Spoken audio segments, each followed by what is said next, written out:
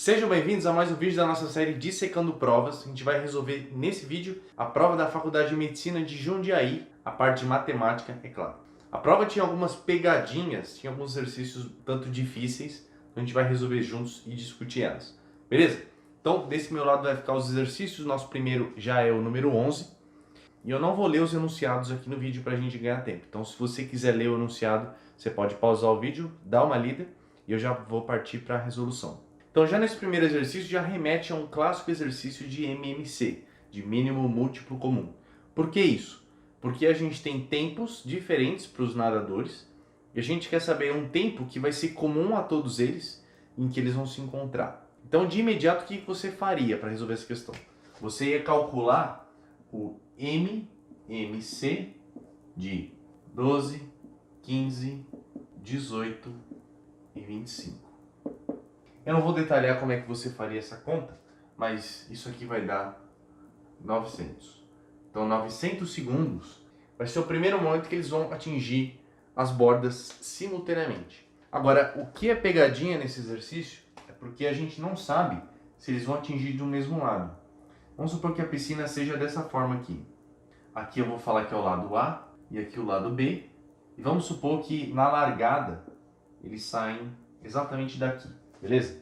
Então, por exemplo, o nadador mais rápido, que demora 12 segundos, ele vai daqui até aqui em 12 segundos. E aí, ó, vamos pegar esse número e dividir por cada um desses caras. Então, se eu tenho 900 dividido por 12, 900 dividido por 15, 900 dividido por 18, 900 dividido por 25. Se você fizer essas contas, você vai chegar nesses números: 75, 60, 50 e 36. E aí eu quero que você preste atenção no seguinte fato. O que esses números significam? Se essa conta aqui foi 75, significa que ele fez esse trajeto 75 vezes em 900 segundos. Tudo bem? Mas repara uma coisa, 75 é um número ímpar. Então se ele sai daqui, quando ele atravessa esse trajeto uma vez, ele vem parar aqui. Se ele atravessa duas vezes, ele vem parar aqui. Ou seja, se ele vai uma quantidade par de vezes, ele sempre para no A. Se vai uma quantidade ímpar, ele para no B. Tudo bem? Ele fica oscilando, certo? Então, se ele fez 75 trajetos, certamente ele parou no ponto B. Só que todos os outros números deram par. Significa que os outros nadadores pararam no A. Então, isso já não atende à condição do enunciado, porque ele quer que eles se encontrem no mesmo lugar. Ou seja, ou todo mundo no A, ou todo mundo no B.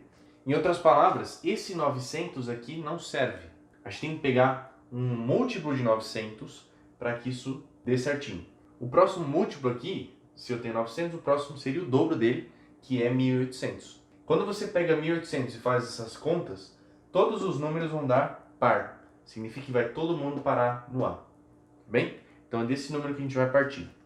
Então vou considerar que o nosso tempo é de 1800 segundos. Aí a gente quer saber quanto que o nadador mais rápido andou. E a gente pode fazer de várias formas. Alguns de vocês iam preferir fazer uma regra de 3, uma proporção simples. Dá para fazer isso. A gente pode também ir direto. Vou falar que o espaço S que ele percorreu vai ser a velocidade dele. A velocidade é, já que ele anda 20 metros, que é todo aquele trajeto AB, em 12 segundos, essa seria a velocidade dele. A gente está em metro por segundo. Se eu quero saber o espaço, eu multiplico por esse tempo aqui, que é 1800. E aí, fazendo essa conta, você chega em 3.000 metros. E essa seria a resposta alternativa E. Beleza? Então, já tinha essa pegadinha. Normalmente, você ficaria satisfeito em fazer o MMC e já partir para essa conta. E aí, você ia acabar chegando em 1.500, que era a resposta errada. Tudo bem? Então, vamos para o exercício 12 agora. No 12, a gente tem essa equação polinomial de quinto grau e tem uma raiz de multiplicidade 3, que é o m, e uma raiz de multiplicidade 2, que é o n, de navio. E esse n é negativo. E aí ele fala que o produto das 5 raízes é 1.372. Ele quer saber m mais n. Então, primeira coisa, o produto das raízes vai ser m, como ela tem multiplicidade 3, ou seja, ela aparece 3 vezes, então m ao cubo. E o n, nesse caso seria n ao quadrado. Isso é 1.372. Aí vamos pensar o seguinte, para eu achar o valor de mn, eu preciso fatorar esse número, para ver se eu acho fatores primos aí, e aí eu consigo perceber quem seria o m e o n, beleza? Se você fatorar esse número aqui, você vai chegar em 2 ao quadrado e 7 ao cubo. Então, quando você compara, você vê, quem está ao cubo aqui é o m, quem está ao quadrado aqui é o n. Então, você falaria que o m é 7 e o n é 2. A única coisa é que o n tem que ser negativo. E veja que não vai alterar nada dessa conta se eu fizer isso daqui, ó. Se eu escrever menos 2 ao quadrado vezes 7 ao cubo. Não altera nada, porque esse menos, quando elevado ao quadrado, vai dar positivo. Então, eu posso escrever dessa forma. E aqui fica igual, né? Então, dessa forma é a maneira correta. Então, eu concluo que o m é 7 e meu n é menos 2. Então, m mais m, 7 menos 2 é 5, que é a resposta. Seria a nossa alternativa B. Beleza? Mais tranquilo esse exercício. Vamos ver o 13. Esse certamente foi um dos mais perguntados, se não o mais perguntado. Na verdade, esse e o próximo, o 13 e 14, seriam os mais difíceis da prova. E eu vou resolver eles de dois jeitos, para você refletir e ver qual que seria o caminho ideal para você. Então a gente vai ter a nossa primeira situação. E esse exercício, ele facilita um pouco se você sabe jogar xadrez, né? Porque se você conhece xadrez, você vai ver que isso aí são os peões. E pelo fato de você conhecer o xadrez, você conhece as regras dos peões, né? Então facilita para resolver esse exercício. Então é importante, uma dica aí útil para vocês, é conhecer alguns jogos mais famosos. Por exemplo, War, já vi War cair, se eu não me engano, na FUVEST. Xadrez já apareceu. Campo Minado também apareceu no Enem. Saber como é que funciona a loteria, enfim. Várias coisas de conhecimento mais geral, assim, acabam sendo cobradas em prova. E se você conhece, facilita para resolver a questão. Então, nesse aí é a mesma coisa. Ele só vai mover os peões e esses peões têm a característica que tem no xadrez, né? Ou eles vão dar um movimento ou dois se for a primeira jogada do peão. Então, vamos pensar primeiro do ponto de vista de um único jogador. Pode acontecer duas situações. Uma situação seria ele mexer nas duas jogadas que ele vai fazer na mesma peça. E se ele vai mexer na mesma peça, então primeiro a gente precisa escolher a primeira peça. Como são 8 peças, ele vai ter 8 opções. E aí, escolhida a peça, essa peça no primeiro movimento vai ter duas opções. Ou ela vai dar um movimento duplo ou um movimento simples, né? Andar uma casa só. Então, duas opções. E aí, na próxima jogada, essa peça só vai poder andar uma casa. Então, uma opção. Isso aqui vai dar 16. Então ele tem 16 movimentos possíveis quando ele escolhe só uma peça. Agora vamos supor a situação que ele pega peças diferentes. Aí nas peças diferentes, então vamos lá. Primeiro eu tenho que escolher uma peça. 8 opções. Essa peça que eu escolhi, no primeiro movimento, vai ter duas opções de novo. Ou duplo ou simples. Então duas opções aqui. E aí eu vou escolher uma outra peça. Essa outra peça, como eu já escolhi uma e tinha 8, só me sobram 7 opções. Então, 7 aqui. E essa segunda peça também tem duas opções. Porque esse peão eu não tinha mexido nele ainda. Então, ele pode fazer um movimento duplo ou simples. Então, vezes 2. E aí, quando você faz essa conta, isso aqui vai dar 224. Beleza? Então, se você ver o total de possibilidades para um único jogador, isso daqui é 240. E aí, como são dois jogadores, você vai ter 240 vezes 240, que é igual a 57.600. Que é a resposta, no caso aqui, alternativa A. Agora, uma coisa que eu queria destacar no enunciado, eu já vou mostrar o segundo jeito. No último parágrafo, ele diz assim: após os dois primeiros lances de cada jogador, o número de sequências distintas de movimentos que podem ser feitas é... Essa frase confundiu muitos alunos, né? Me perguntaram bastante. Quando ele diz após os dois primeiros lances de cada jogador, ele não está pensando em, de fato, depois dos dois primeiros lances. Ele quer saber, a partir desses dois lances de cada jogador, o número de sequências formadas por esses dois lances. Por isso que eu estou considerando dois lances aqui. Entendeu? Essa é a diferença. Porque se fosse após mesmo, depois das duas jogadas, como a gente não sabe quantas jogadas vão ter, fica um negócio sem ter o que fazer. Então não faria muito sentido nesse ponto. Claro que eles poderiam ter escrito a frase de um jeito um pouco mais claro, mas essa é a ideia. Então vamos para o segundo jeito. O segundo G a gente tem que pensar numa única jogada em si.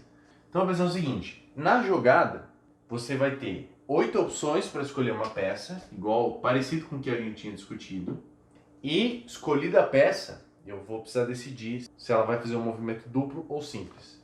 Então são 2 opções, isso vai dar 16. Então, nas primeiras jogadas eu vou ter 16 opções para cada jogador.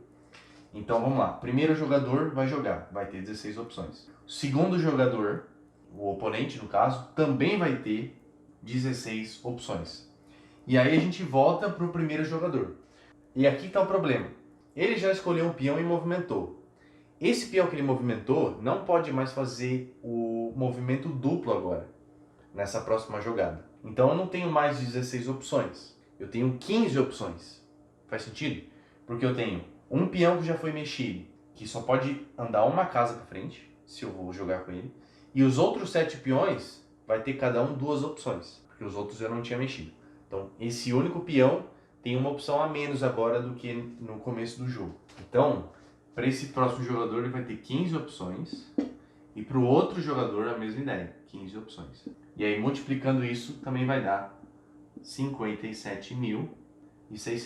Tudo bem?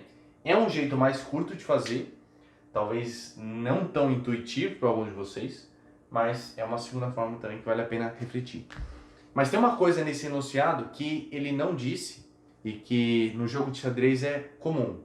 No jogo de xadrez, sempre as brancas começam, as peças brancas começam. E se não fosse assim, se poderia começar tanto a branca quanto a preta, a gente teria que multiplicar esse resultado por 2. Mas como não tem isso nas alternativas, então a gente acaba desconsiderando essa possibilidade. Mas, a rigor, deveria ser considerado isso também, tá? Ele deveria ter falado que as brancas começam. Beleza? Então vamos para o exercício 14. Esse exercício certamente confundiu muita gente, porque pelo que me perguntaram, inclusive, fizeram esse exercício pensando em análise combinatória e tal, e aí fugiu um pouco do que é a maneira correta de resolver. Então vou mostrar o jeito errado, só para ficar claro aqui, o jeito errado, só o comecinho, para vocês entenderem o que normalmente o aluno pensaria.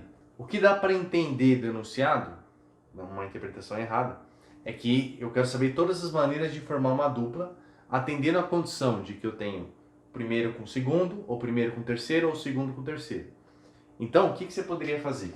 Para eu calcular o total de possibilidades, eu pego um do primeiro ano, 53, um do segundo ano, 37. Ou eu pego um do primeiro ano e um do terceiro. Ou um do segundo e um do terceiro. Esse número vai dar gigante, e aí você faz essa conta tal, seria o total de possibilidades. E por que isso daqui é errado? Porque tem uma frase no texto que ele diz assim, ó, todos esses alunos formarão duplas entre si. O que isso significa? Quando eu estou fazendo essa conta, eu estou pensando em todas as maneiras de criar uma única dupla. Mas ele quer que todos os alunos ao mesmo tempo formem as duplas. Então, a estrutura é bem diferente. Seria isso daqui, ó. Eu vou falar que X é a quantidade de duplas do primeiro e segundo ano.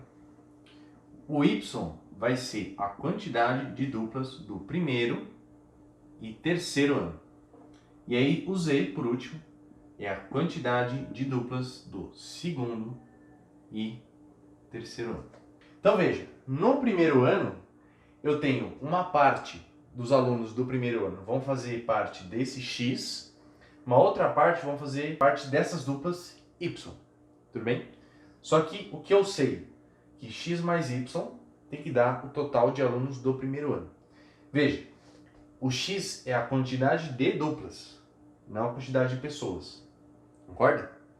Então beleza, primeira equação que eu monto, X mais Y é igual a 53, que é o que eu falei.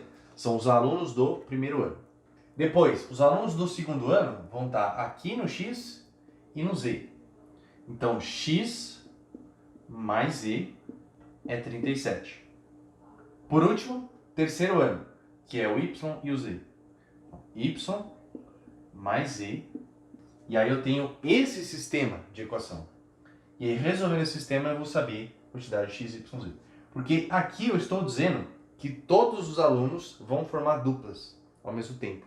Então o sistema, o XYZ, já vai me dar valores que satisfazem isso nessa condição que eu impus. Beleza? Um jeito de você resolver esse tipo de sistema é você somar todo mundo. Quando eu somo isso aqui, eu vou ter 2x, 2y e 2z. E do outro lado vai dar 120. Se eu dividir todo mundo por 2, vai ficar x mais y mais z, que é 120 por 2 é 60. Por que é mais fácil resolver dessa forma? Porque, por exemplo, se eu quiser achar o x, eu sei que o y mais z é 30. Então, eu vou descobrir aqui que meu x é 30. Meu y, se eu sei que o x é 30, vai ser 23. E o meu z, se o meu y é 23, o z é 7. Então, veja, eu vou ter 30 duplas do primeiro e segundo ano. Isso significa que eu vou ter 30 alunos do primeiro ano com 30 alunos do segundo ano. E aí, juntando eles, eu vou ter 30 duplas. Depois, 23 duplas do primeiro e terceiro. E depois, 7 duplas do segundo e terceiro.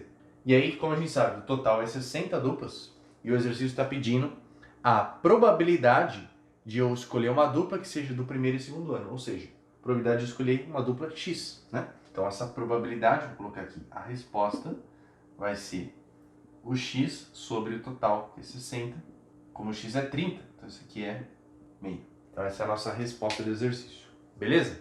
Um exercício bem fora da curva, bem fora do que a gente está acostumado. Porque quando você lê probabilidade, é provável que você já partisse para aquele caminho que eu mostrei inicialmente, que era errado, né? Mas é um exercício bem interessante e um jeito diferente de resolver. Beleza? Vamos para o exercício 15. Então o exercício 15 já é um exercício de geometria analítica. Não vou fazer o desenho porque o desenho já está aí do lado. Mas vamos lá, vamos primeiro identificar quem seria a coordenada do ponto D, que é mais fácil para a gente ver.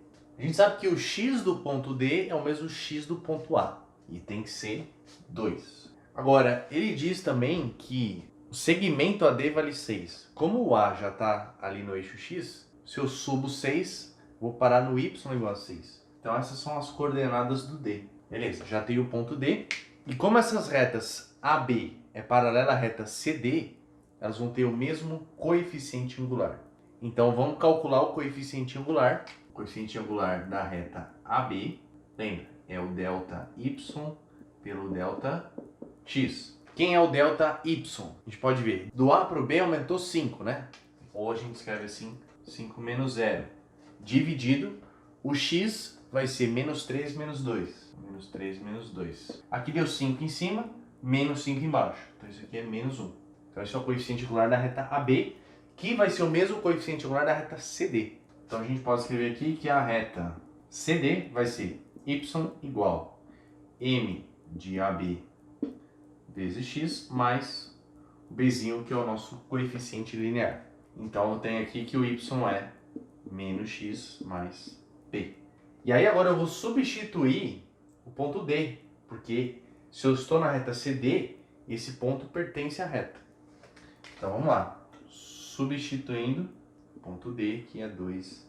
Então meu y é 6, meu x é 2, então menos 2, mais b. Meu b é 8. Beleza, tenho que o b é 8, então eu sei que a minha reta CD completa agora vai ser y igual menos x mais 8. Essa é a minha reta. Só que a pergunta dele, ele quer saber o ponto em que essa reta corta o eixo x, né? Ele quer saber a abscissa desse ponto. Então, basicamente, a gente vai pegar, colocar y igual a 0. Quando o y é 0, eu vou ter 0 igual menos x mais 8. Então, meu x tem que ser... Então, essa é a abscissa desse ponto. Beleza? Então, é um exercício relativamente tranquilo aí de geometria analítica. Para o exercício 16. Esse daqui vocês têm que ficar atento para não se embananar nas contas. Porque, ó, o que ele está pedindo para você é a solução dessa equação. Mas se você for tentar resolver isso na mão, esquece. É por isso que ele está te dando o gráfico. Veja que a função f é a função logarítmica. Ela faz assim. E a função g é uma reta. Então, se a gente quer saber quando que a função f é maior que a função g, quando o gráfico está acima, basicamente o que a gente tem que ver é descobrir os pontos que elas se cruzam, e a gente sabe que entre esses pontos a função f vai estar acima da g, como você está vendo no gráfico. É isso que tem que olhar. Então, basicamente, a gente tem que encontrar as intersecções. E tem outro detalhe também, né? Que ele fala que o x é inteiro. Então, isso já facilita bastante as contas. Mas vamos lá, olhando no gráfico, você vê que elas se cruzam bem ali no eixo y, né? Então, vale a pena a gente colocar x igual a zero para ver se elas realmente se cruzam. Então, o que a gente vai fazer? Quando x é zero, vamos ver o que acontece. F de zero e g de zero.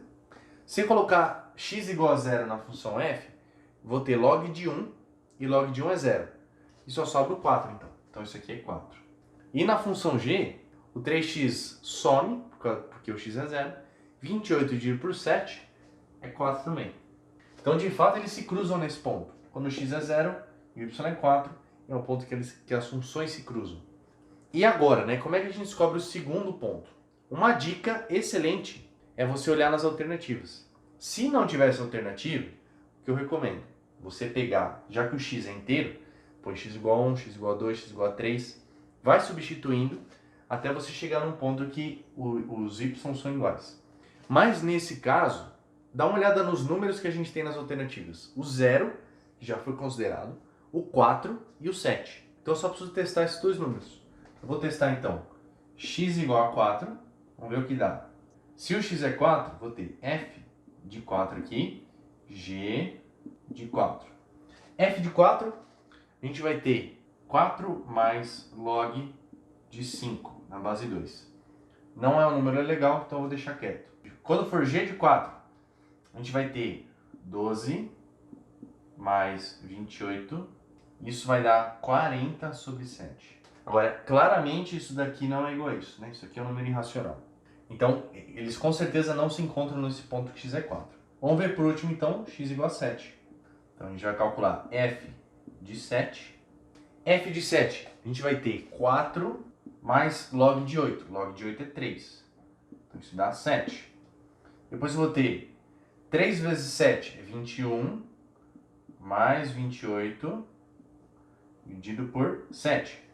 21 mais 28 é 49. 49 por 7 é 7. Então, de fato, eles se encontram nesse ponto, né? O do x é 7, y é 7, é o outro ponto que as funções se cruzam. Então, significa que do x igual a 0 até o x igual a 7, a função f vai estar acima da função g. E é exatamente isso que a gente quer. Então, a solução é o x, que pertence aos reais, tal que o x esteja entre 0 e 7. E essa seria a resposta, seria a alternativa B. Beleza? Nada muito complicado. Se você fosse tentar resolver isso na mão, algebricamente, você não ia conseguir fazer, tá? Então, o caminho era esse mesmo. Então, agora no exercício 17, ele te dá esse trapézio, te dá o ângulo, te dá a medida AD, que é 6. Fala que a diagonal AC é 2 raiz de 13, que eu coloquei aqui para vocês em verde. Ele quer saber a medida do lado AB, esse cara daqui. Primeira coisa, né? Aqui é fácil de ver que a gente tem um triângulo retângulo. E eu já tenho hipotenusa, já tenho esse cara. Então, eu posso fazer Pitágoras. Isso daqui ao quadrado, que vai ser 4 vezes 13, é igual a 6 ao quadrado, que é 36, mais CD, segmento CD, ao quadrado. 4 vezes 13 dá 52. Menos 36 vai dar 16. Então, CD ao quadrado é 16. Então, CD é 4. E é positiva porque é uma medida. Então, nem estou considerando a parte negativa aqui. Então, isso aqui é 4. E agora um ponto importante. Para eu achar esse cara x, eu tenho que trazer isso aqui para cá. Dessa forma. Forma aqui um triângulo retângulo também. Puxei esse lado e a gente sabe que isso daqui é 4. E por que eu fiz isso? Porque aí eu tenho um triângulo retângulo, tenho um ângulo, tenho o cateto oposto, que era a hipotenusa. Quem relaciona isso é o seno. Então, seno de 60 graus vai ser 4 sobre x. O seno é raiz de 3 sobre 2, 4 sobre x. Então, meu x vai ser 8 sobre raiz de 3, e provavelmente isso não tem nas alternativas, então se racionaliza 8 raiz de 3 sobre 3, e aí mata o exercício, né? Centímetros, tá? Não esquece das unidades. Fechou então? Próximo exercício. Esse aí ele dá um hexágono, mas eu não vou desenhar um hexágono inteiro, só a parte que interessa pra gente. Beleza? Então basicamente ele quer o valor de alfa mais beta. Como a gente está no hexágono, a gente tinha aqui a continuação do lado do hexágono, né? E por essa diagonal aqui, isso aqui vai formar 60 graus, né? Já com o hexágono regular, enfim, aqui é 60 graus, isso daqui vai ser uma bissetriz, então é obrigatoriamente 30 graus aqui. E aí, ó, aqui deu 140, então como eu estou num triângulo, esse cara obrigatoriamente teria que ser 40 graus. E aí eu posso fazer o quanto falta para 180, acho beta. Só que, como o beta é um ângulo externo desse triângulo, então eu posso falar que o beta é direto, isso daqui, ó, 110 mais 30, que é 140. Ou seja, ele vai ser a soma dos outros dois ângulos. Nem precisaria calcular esse 40 aqui. Uma coisa parecida vai acontecer desse lado.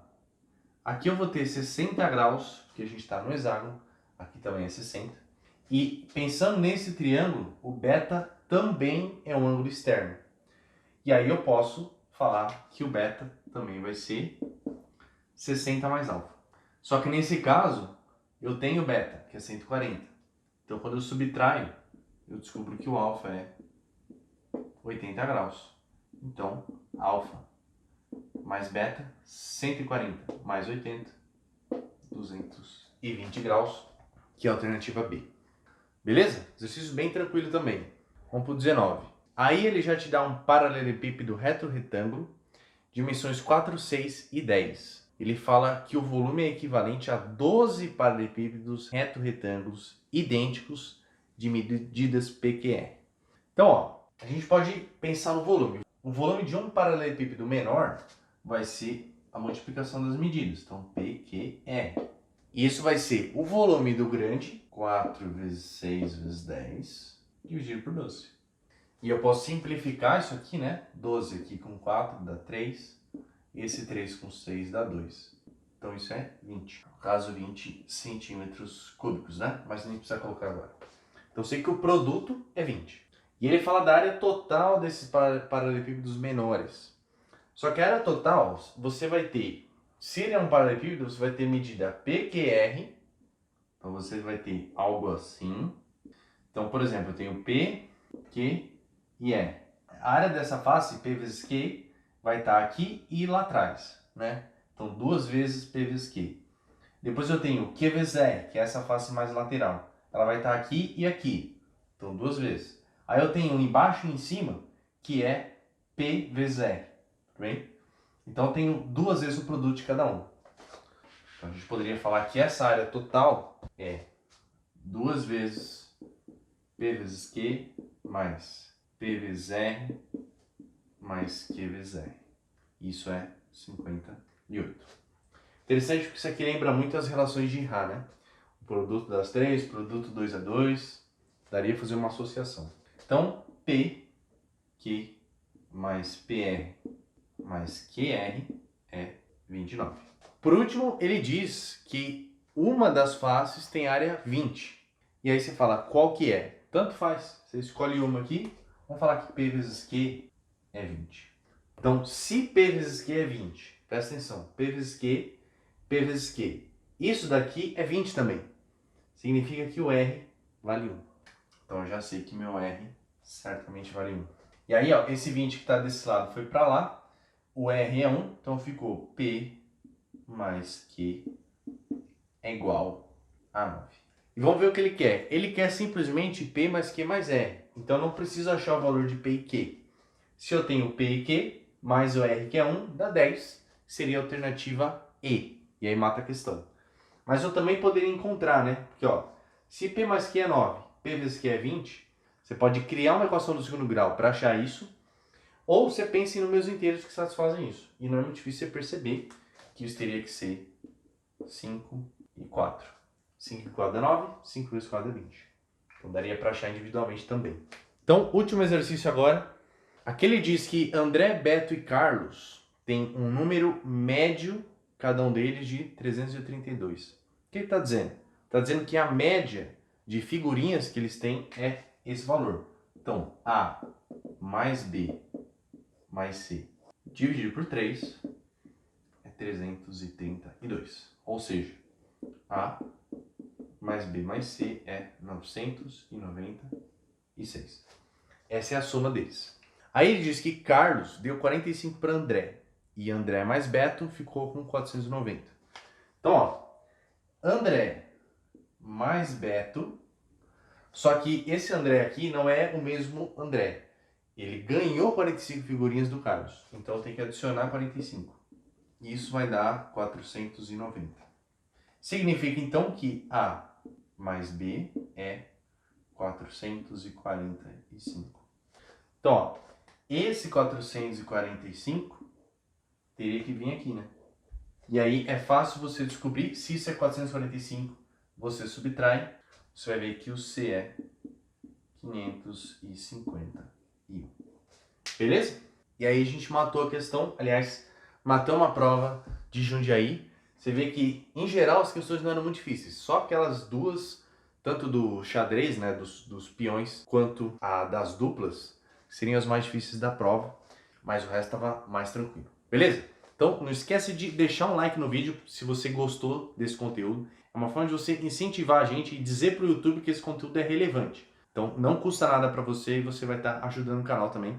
Não se esqueça também de se inscrever no canal e deixar nos comentários se você quer uma resolução de alguma prova específica de algum ano. Deixa aí nos comentários que eu vou procurar atender vocês e fazer as resoluções das provas. Beleza? Como a gente está nessa época de fim de ano, pode ser que venha várias resoluções por aí nessa série de Secando Provas, para a gente ir colecionando essas resoluções, pelo menos da prova de matemática. Beleza? Então é isso, a gente se vê no próximo vídeo.